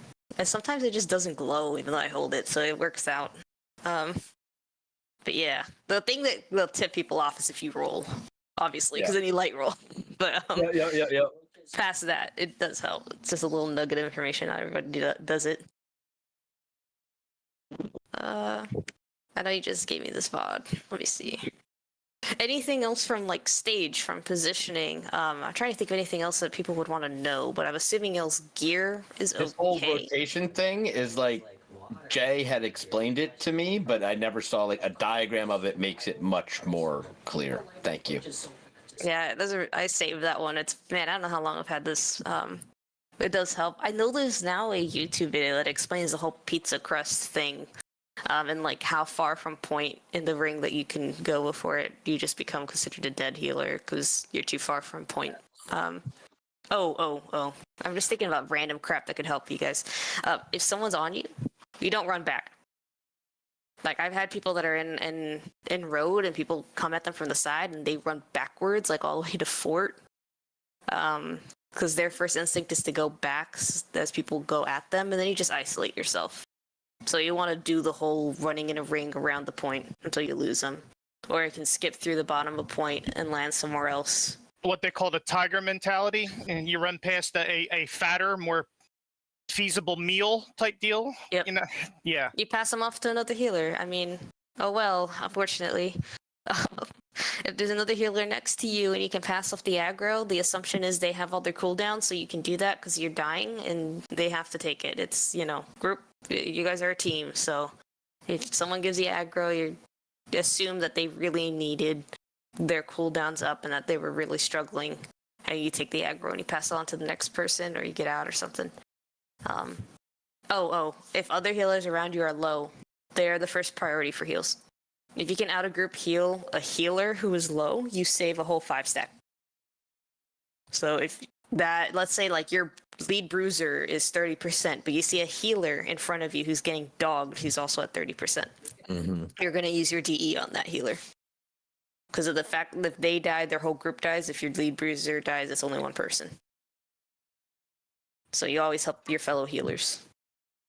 If you're in a group comm, let's say you got 2 groups in one, group 1, group 2, right? Those healers need to be speaking to each other. So it's you don't just mute everyone on the other side. That can be same for like 7 and 8 if y'all are together, or 8 and 9, whatever the heck.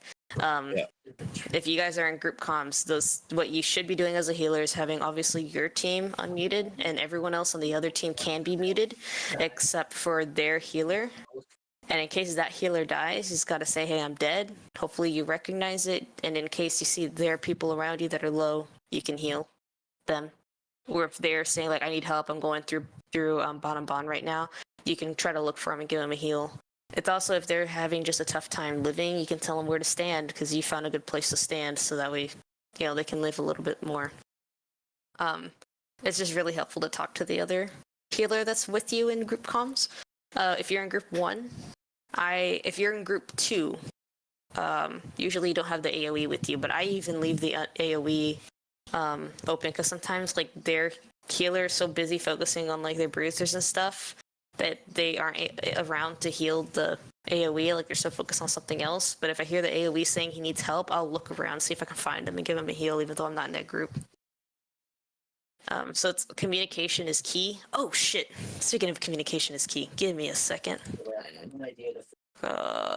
Just stop streaming. Sorry, I know you gave me a VOD, but No. I have a really good document. I do a lot of guides. Let me go back. Where is it? War gear. We appreciate any time that you give us. So there's not a ton of people willing to help someone like us who's so far behind. What is this untitled document? War healer guide. That's old. Do you guys know all the life staff trees? Yeah. Just to have that here, just to make sure. I mean, I'll put it this way: for clap healing and for AE healing, yes, and that's all we really focused on. Okay. Do you know for AoE there is 2 that you can do? I don't know if explain that. There's competitive and then there's APM. How would we distinguish the difference there? Here, that's good thing you asked. I got this whole ass thing for it. What said to do? Okay. First off, before I go into that one, this is a little nitpicky. I believe in it though, just to go over basics, because now I can't assume that you guys don't know basics. Regen pots on cooldown, right? On cooldown, you should be spamming your regen pots, not regen serums. Regen serums are different. If you use the pots, spamming them on cooldown can mean that you have the healing regen in the background at all times in case you end up getting dogged and you don't have the time to be popping a potion like that. It helps you with mana regen specifically. That's probably the most important thing. And it activates your fortified toast every single time. Yep. So you end up, for a majority of the war, having the fortified toast. But if you got fort toast and you're in a sacred, you're almost at fort cap. Right. For some other tidbits for your sacred placement, it's really cool to be able to put it on your lead, like the way I say it, and I tell my groups ahead of time. Make the assumption, and this is just for me. You don't gotta follow this. I don't suggest it for everyone. I look at both bruises and where they're playing if I'm able to, and I decide which one probably would most benefit from a sacred, and it's not just dependent on whether or not they're low. I would even say it's not dependent at all on whether they're low, because then I'll just give them a DE. It's dependent on where they're placed. What is their placement like? If my sacred goes on my lead bruiser, but he's off point, that's not good. I want my sacred to at least be touching point. And so if my second bruiser is actually touching point, I'll put the sacred on him, put a ping on it, and say, this is where my sacred is, play it. Put putting sacreds ahead of your group can be dangerous in point phase. I had a healer that it's the very beginning of the war. Everyone's rushing towards the middle. Somehow they got to the point, like the enemy team got to the point faster than his bruisers did, so they had to fight their way up to the top. But because he put the sacred so early at the top of point, his not only was it finished like a little too fast whenever they actually got to it, his people were suffering on the way there. Sometimes you need to put the sacred a little bit lower, or just wait till your bruiser says to place it whenever it comes to positioning like that. Let's see, other stuff. It's just about to say something. Oh yeah, your autoing matters. So remember I said like you can do refreshing move, you can do purifying breeze. So just to clarify, right now we've got pretty much everybody running Purifying Breeze except for LeVay, our AoE healer. That's fine. And yeah, and basically it's because we had some people that were I think a little auto happy, and we it uses up a global cooldown they were missing some heals because of it. Okay, yeah, no, that's. Alright, now glad for that context. If you're using Purifying Breeze, that rule that I had earlier about the claps that are 2/3 health or more for 2 people or more. Mm-hmm. Sorry, 2/3 health less for 3 people more. You really should be following that, or at least something close to that, right? You can go like say like half is usually what. Yeah, right. Like I say 2/3 health. Okay. Clap.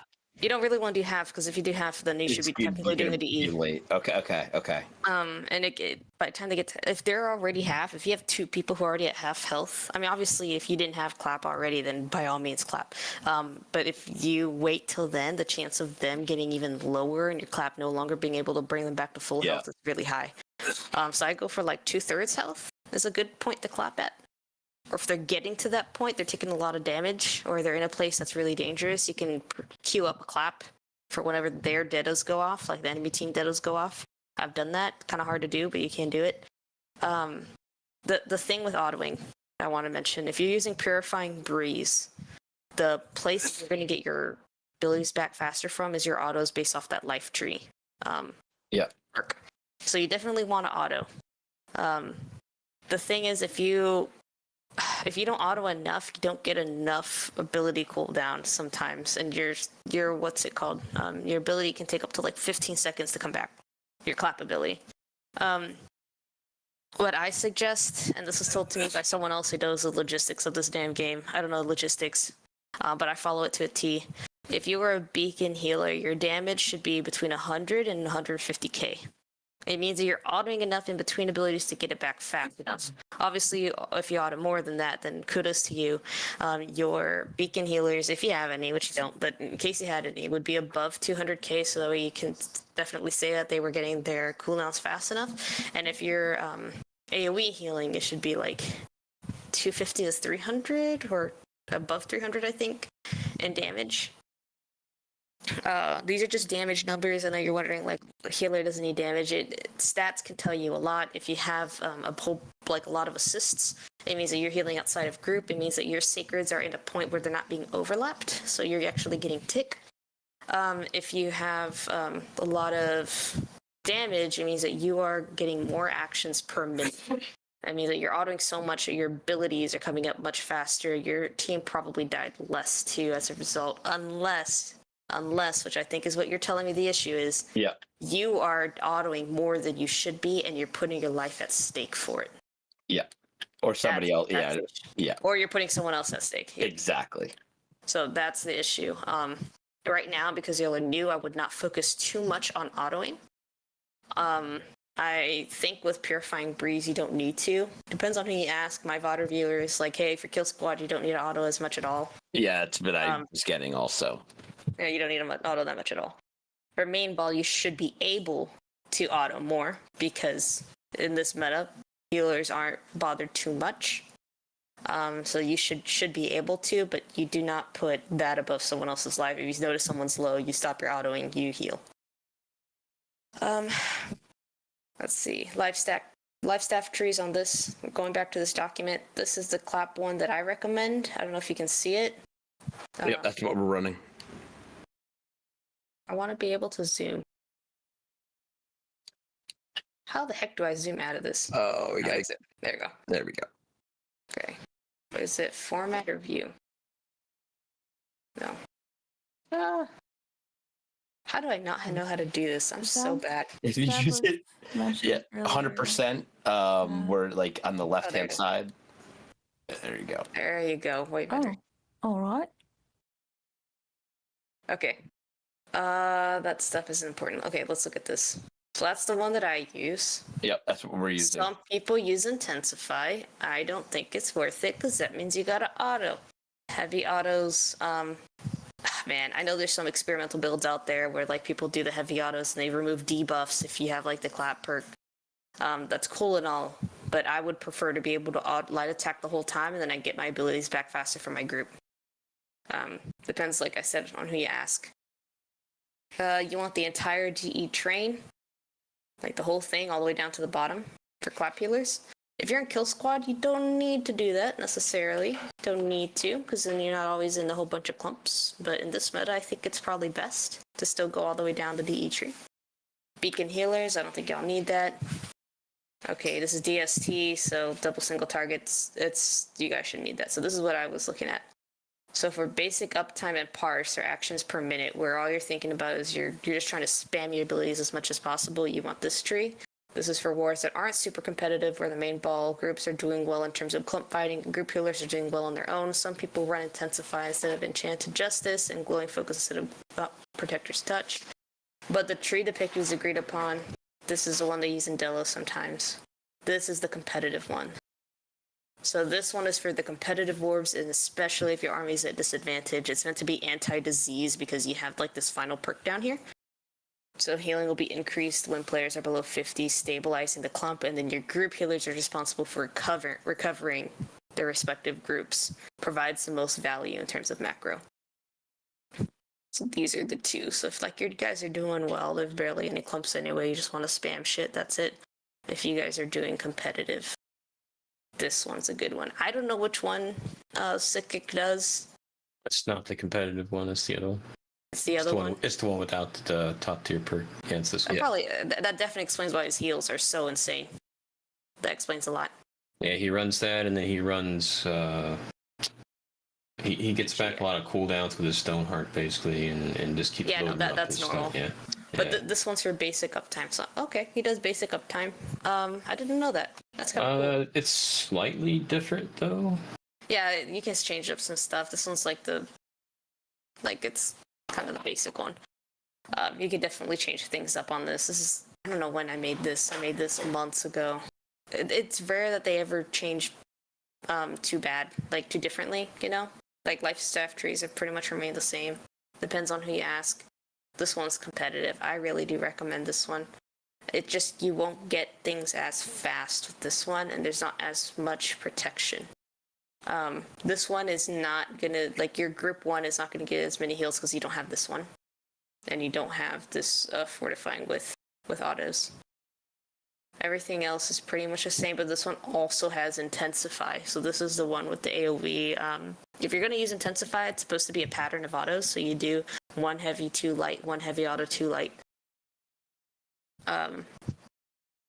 I wonder if Psychic knows about this. I might shoot him a message, just to see if maybe he will notice a difference if he plays it.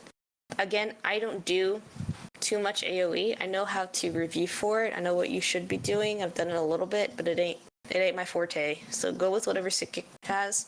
I'm gonna talk to him just because I'm curious on what he might think of this. Now that I know he runs this one, I wonder if his numbers will change if he goes to this, because technically he should be healing more. Anyways. This wasn't even the file that I wanted to show. Hold up. We're gonna stop stream. Oh my god, does it make everything huge? It does. Let me zoom out of this. Okay. It was not on this Google Chrome account. I need the other one. Wait a second. Here we go. Alright. This is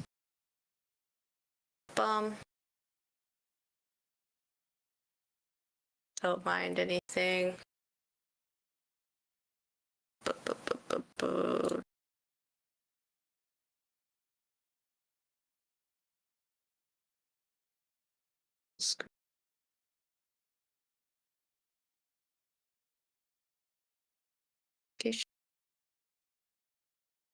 All right.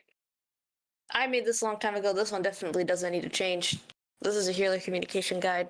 The stuff that's probably mandatory is your stuff that's highlighted. The one that's highlighted different colors, like not super needed, but boy does it help if you know how to do that. The ones that aren't colored are just recommendations and things to improve your healing if you have everything else down. Obviously, when you place a sacred on someone, say the name of the teammate and the general location of the sacred, because sometimes people get bruiser brain.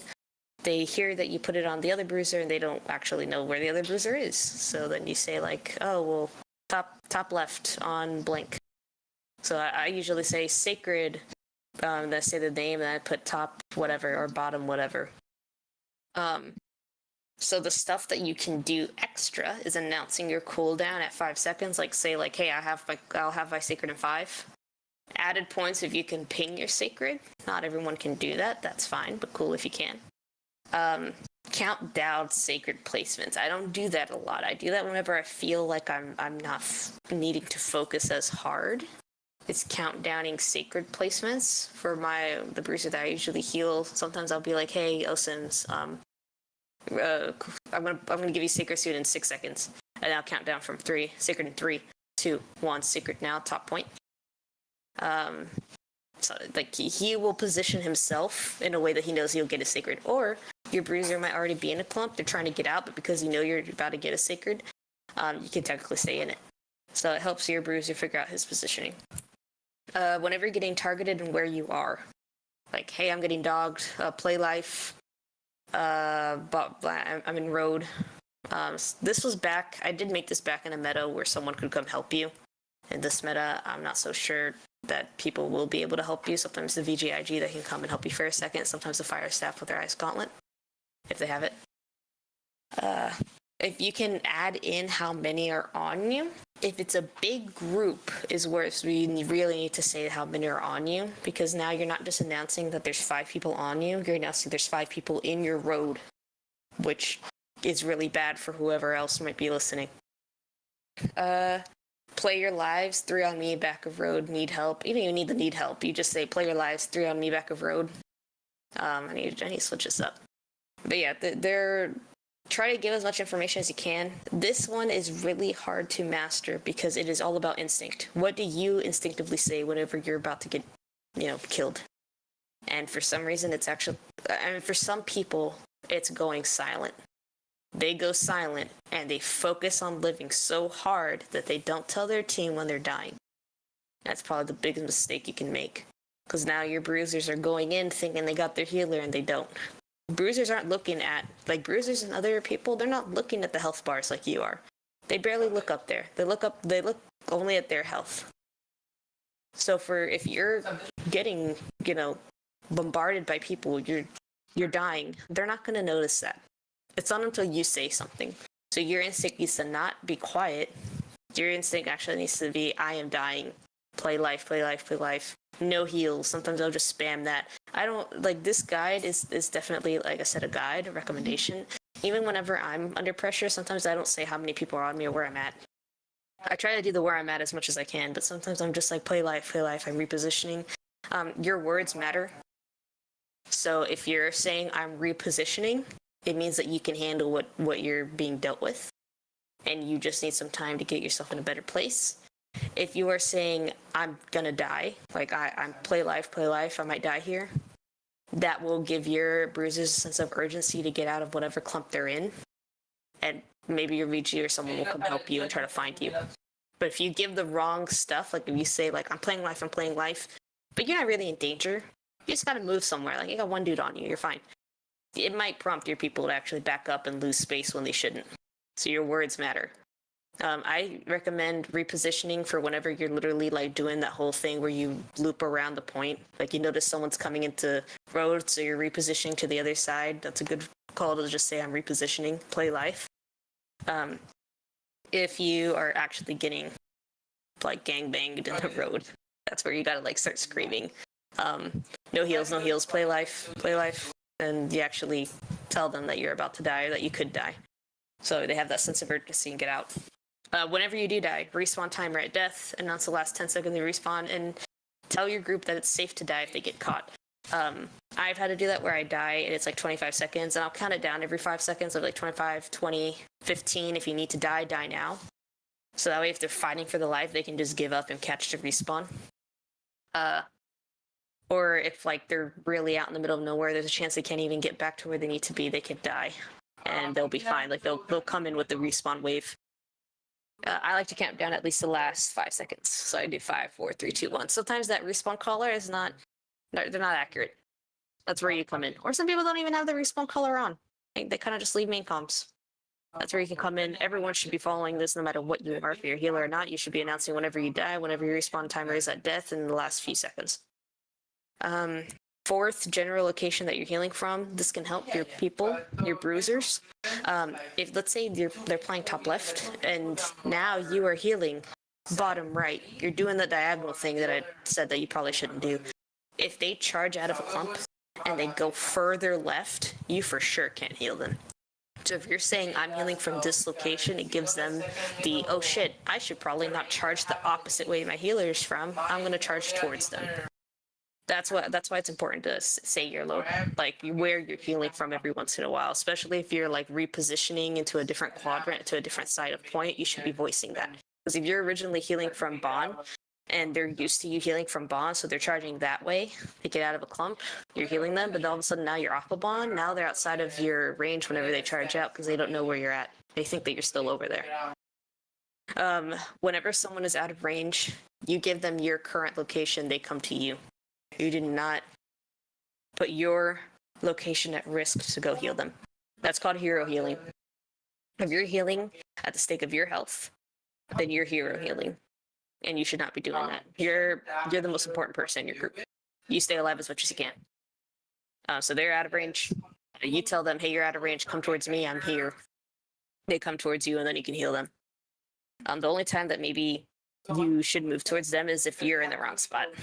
Like if you're top left and if you're meant to be top left and for some reason you're bottom right because it just drifted that way, you can try to move up with them and then have them meet you halfway. Any macro comms you see like they're about to get collapsed on, if enemy respawns are coming and they're playing the enemy road, if the quadrant you're assigned to is getting run over, or if you believe that they need to declump, if you have some macro calls to tell them, you as a healer can do that. And you should not be afraid to do that. And of course, you gotta announce whenever you're doing your claps, whenever you're chaining DEs, that means that you're like casting DE after DE after DE because they're just eating up a whole bunch of damage. You gotta tell them like, hey, I'm chaining you.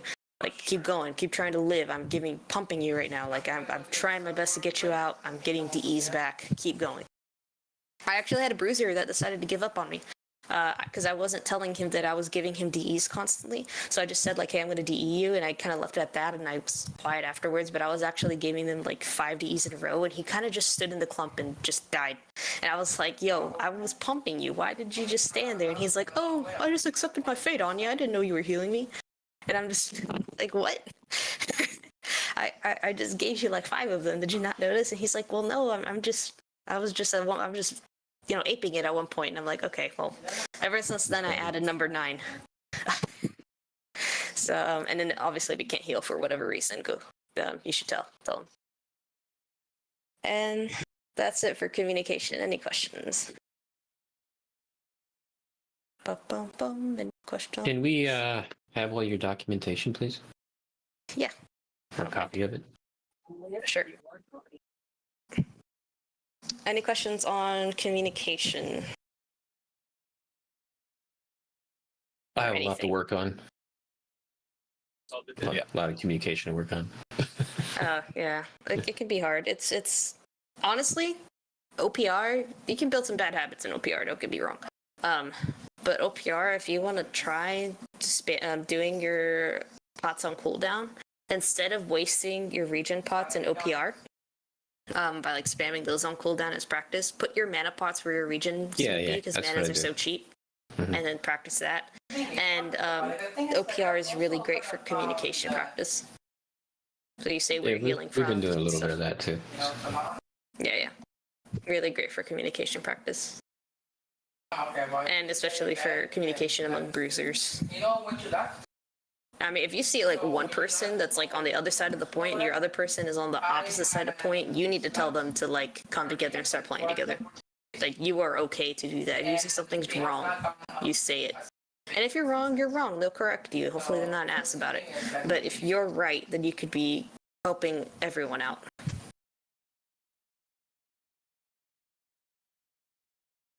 I know this is like a whole information dump that's lasted like 2 hours. Is there anything else that anyone needs? I love it. That's awesome. This is like healing 101 all the way to the advanced. I'm not gonna go over armor perks, maybe some other time. Yeah. Not now. I have like a Warren 15. Yeah, I think you've given us plenty of information to work on between now and the next time we visit with you, so. All right. If y'all need anything, hit me up. I'm gonna give you this communication guide, the like setting up healer stuff, that one for sure. I can give you the diagram for the fort. I'm gonna ask you guys if you do have a question for Anya, that you just try and funnel it through me and Zevlik, so that I don't want to overwhelm her. She's a company of 300 people that she has to take care of their healers as well as all the other stuff she does, so. Yeah, I appreciate it. It's much appreciated, all the information you shared. Thank you so much. Yeah. No problem.